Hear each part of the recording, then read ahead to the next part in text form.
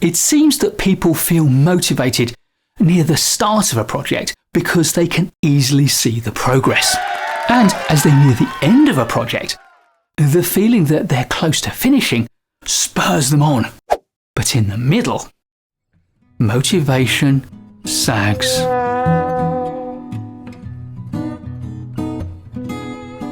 Andrea Bonezzi, Miguel Brendl and Matteo de Angelis did a series of experiments at the Kellogg School of Management, and as a result, they found that the typical graph of motivation through the life cycle of a project is U-shaped.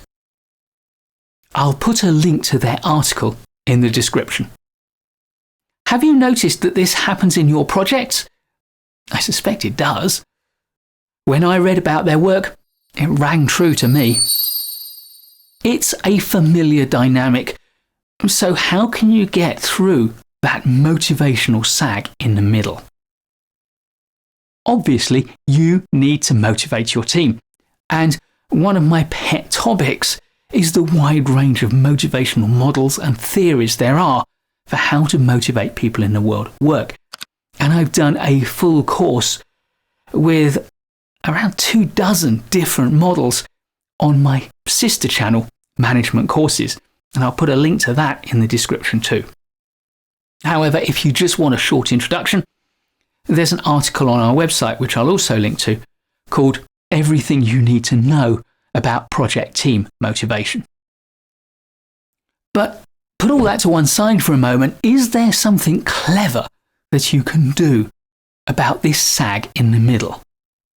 I think there is. I think we can make projects with less middle in them. Say that again? I think we can make projects with less middle in them. I've been a long advocate of using more milestones rather than fewer. Milestones mark start points or finish points. More milestones mean more ends, and more ends mean less middle. Another formal approach of mine is formal stage gates in our projects. These decision points break up our project life cycle. I use them principally for project governance, and again, I've written a long-form article on the website which I'll link to.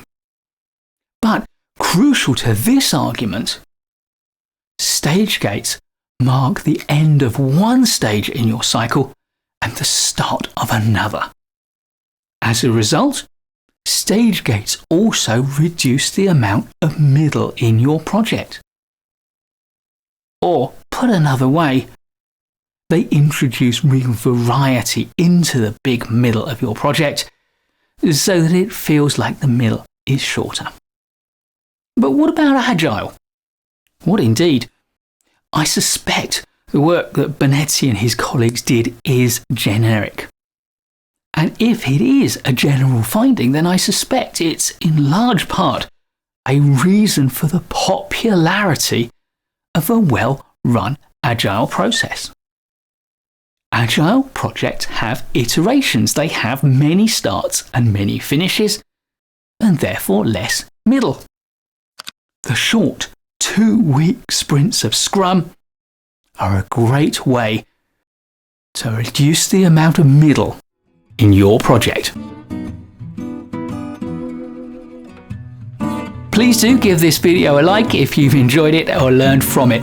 I'll be creating loads more great project management videos for you, so please do subscribe to the channel and hit the notification bell so you don't miss any of them. And I'll look forward to seeing you in the next one. Not much middle here.